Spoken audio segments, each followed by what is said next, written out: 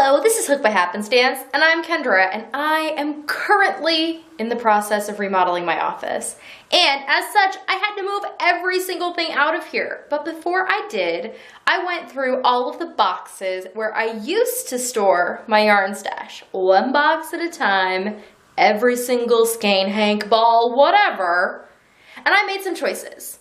Because I'm coming into a great inheritance of fabric and things that I want to place a priority on in my office, and that means that if there is yarn in a box that is never going to be my first, second, or fifth choice, it needs to go. And it is going in a tote for the time being. I have not decided what I'm doing with the yarn in this tote. I'm hoping to use it locally with some organizations I'm involved with. I might sell some, we'll see. So, on to the deep dive stash cleanup. Here is box number 13. With box number 12, I did put the rest of the wool and stuff. I put it in with the wool that I had done in a previous video, so I do have a completely empty box right now. This box is a combination of people's mistakes. Some of them mine, some of them other people. So I told you about the one coworker of my husband's who is the prolific knitter who gave me beautiful yarn. Some of it not my taste, but all of it like good and interesting stuff. He has another coworker who within like a week of me getting this huge haul from his friend who knits, her husband had been picking up, like he likes to go to auctions and things, so he was just buying random yarn, some of it pretty gross, at these different sales and things that he would go to, with the intent of giving them to the other person who knits. And when he offered it to her, she basically kind of laughed and was like, no, I don't want it. And he said, and then, you know, she tells him, well, why don't you see if Kendra will take it? So, of course, Kendra said yes, because that's just what you're supposed to do. So I took it because I didn't want it to just end up in his garage. And I sorted through it, and I got rid of the stuff that were straight trash. I already sent a ton of it to donation. This was like, oh, I don't know, almost 2 years ago now, I think. But some of it I kept thinking I would use it. And some of it I have, and most of the stuff that I got from him I have not used because I don't really like it, and I kept it because I felt like a responsibility to not let it go to waste. But it is just as wasteful, I have come to the conclusion, for me to have it knowing I will never use it. It is just as wasteful, potentially more, because I am keeping it from somebody who might use it, right?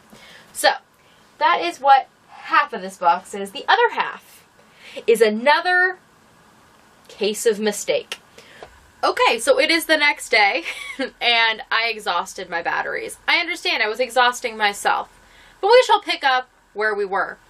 So you may remember that in a previous video, I've discussed the case of Bernat Baby Sport and the color pajama party. It seems to be like the thing I just talk about a bunch, because it is probably in my stash one of my biggest yarn mistakes. This is the second one, but probably less so because I at least like the yarn. So I bought another case of stuff from the Spin Right E-Tent when that was a thing. I bought a case of clearanced Bernat Mosaic in the color Optimistic, and I still have the majority of it.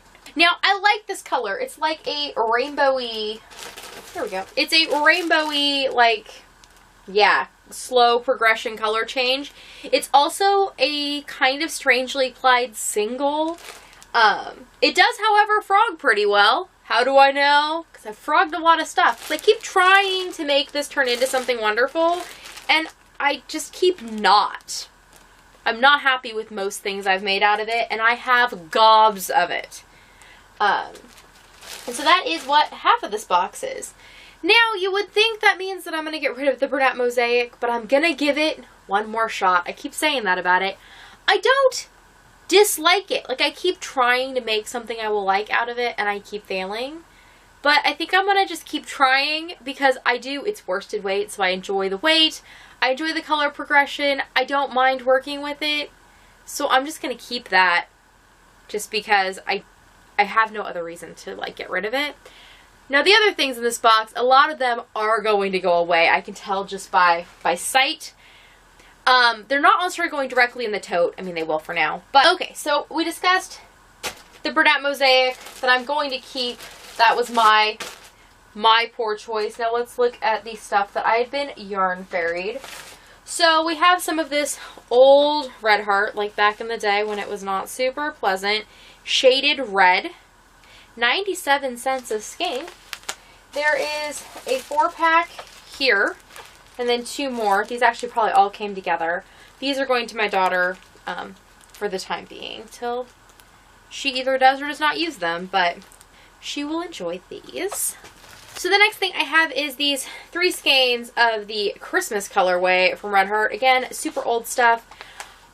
Now the main thing I would use these kind of colorways for would be things I would make for sale.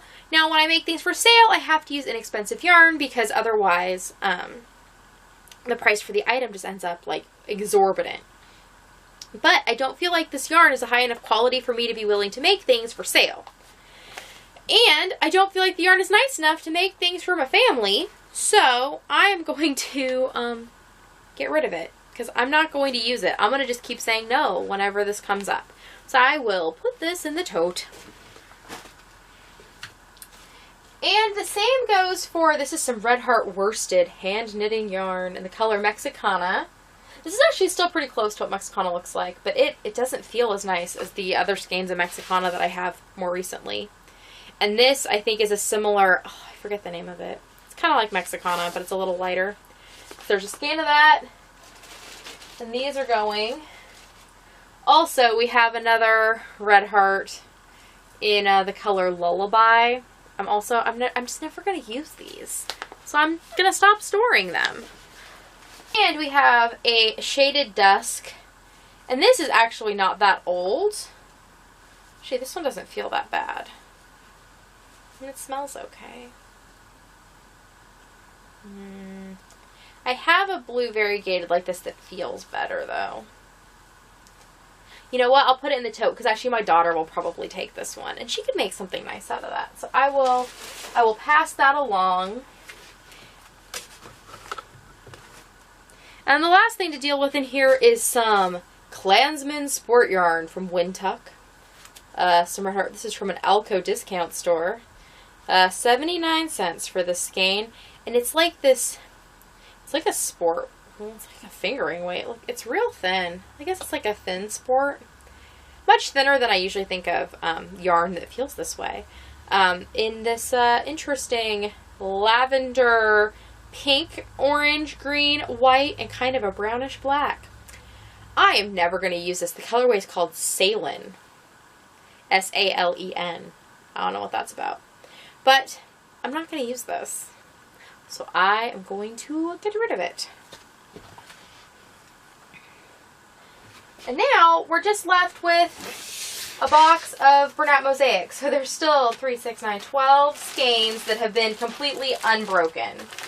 And then here is something that I frogged that I tried making. These balls I'm going to assume are either frogged or partially used, and then I balled them up. And then here is actually, I guess there's some more like partial skeins left over. I made some hats, which is probably what that is from. Some more little bits. Here is actually an item that is still being frogged as I'm working from it, I guess. That's kind of strange. Which item is this? I don't even remember. But yeah, you can see. Oh, this might be the coat or the little like shrug I tried making with it. I don't know. But this is some more of that yarn. There's a hat in progress. Is this a hat? No, this is a shawl in progress. But I don't really like the way that it was turning out, which is why I stopped. So it's a thing. What? Why do I make these choices, people? Why? And then yeah, there's 2 skeins that are uncracked. So there's definitely something good here in this, and there's something good in here that I would be interested in. I just have not found it yet. And maybe the truth is that what this wants to be is like an Afghan or something. I have difficulty with the idea of doing that in some ways because there are occasional knots in the skeins and it messes with the color progression. It was something that is slow color changing. That can lead to a lot of yarn management, but we'll see. It will grow up, maybe, but for now it's just going to hang out in this box and be another case mistake and remind me not to buy cases of yarn without intention. Yeah. So, okay, I guess I'll put this one back and we will move along. Here's box number 14. This is going to be easy because I know that everything in here I am keeping. This is all cotton yarn. So this is actually, there's a bunch of Bernat Handicrafter Holiday in the color Christmas Red. I bought a case of this from the yarn tent. And there's still 3, 6, 9, 12, 15, 16, 17, 18 unopened skeins. I really like this red though. Sometimes I have difficulties with red. I just don't like the tone. They're a little too orangey or whatever, but I really like this color red. And this yarn is pleasant to work with, and it holds up really nice. So, as far as, you know, red cotton yarn goes, this is my preference, so it's not terrible that I have a bunch of it, because it becomes useful with regular frequency. So I'm just going to consolidate, though. I don't need those. They're probably split up the way they are because I had them in different projects, and I would just take, you know, a little bundle with me when I needed it. So those I'm going to keep. Then we have some skeins, not skeins, some spools. There are 5 cones of this worsted weight Peaches and Cream Billowing Blues, which I have made lots and lots of things from. I have more things that I like to make from it. Again, I bought a case, or I think I bought 2 or 3 cases of this ultimately. I've used at least a whole case of the Billowing Blues, and it was a good deal as far as cotton yarn was concerned. There's 2 cones that are partial with this pink color Peaches and Cream. I've used them in some projects. I actually think I have a project that might ultimately get frogged. It was made out of this color, but for now I have this pink hanging around. I use it from time to time.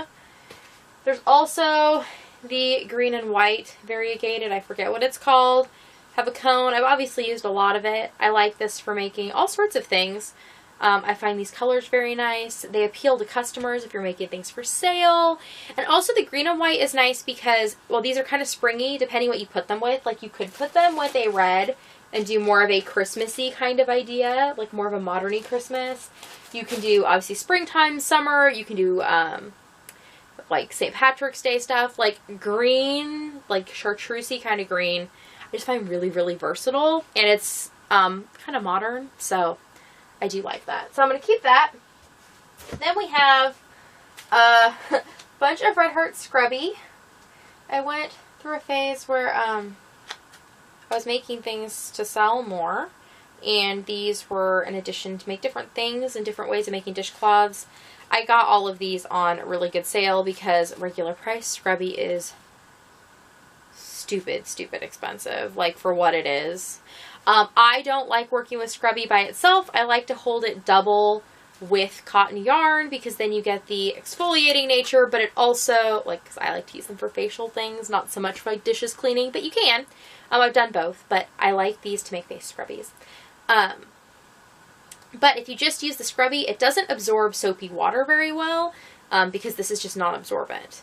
So I like to hold it with cotton because then you can hold the water and the soap in the same place as the Scrubby. Same thing with dishes too. Like, I just like to have the Scrubby have something that's more absorbent with it. So I have a couple of these green ones. I think it's called Lime. Yep. 2 of those. And then I have some of this bubble gum. I think I probably have 2 of those. I have 1 and then this little bit that's left of a second one. Oop, don't jump, please. Then I also have some of this, which is like the variegated one. Kind of all, these 3 all kind of went together, I think, when I was making some things for, like, springy, summery sets of things. There is some of this jelly color, which is like a purples and white, which, you know, kind of matches the lifestyle. I have not actually used this one yet. I bought it because I liked it, though, so I was thinking, I guess, of making things for myself, but we'll see. It hasn't happened yet, but maybe. And then I've used a bunch of this too. This is whatever the blue is. I did some Easter egg stuff with the pinks and blues a couple years ago at this point. My gosh. Time flies when you make lots and lots of things.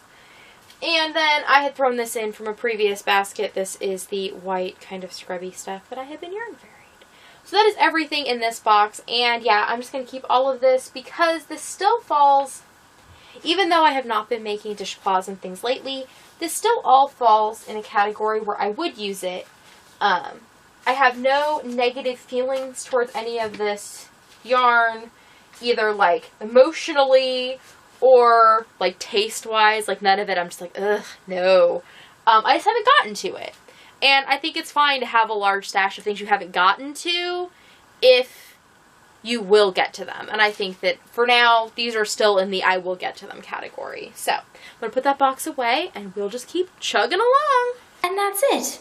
That was a lot to go through. Down below, you can go ahead and subscribe if you'd like to see more of these videos. That way they will pop up in your subscription feed every time I put one out. There are many more to come. And if you've missed any of them, they are in a playlist here at Hooked by Happenstance. I will see you all next time. Bye!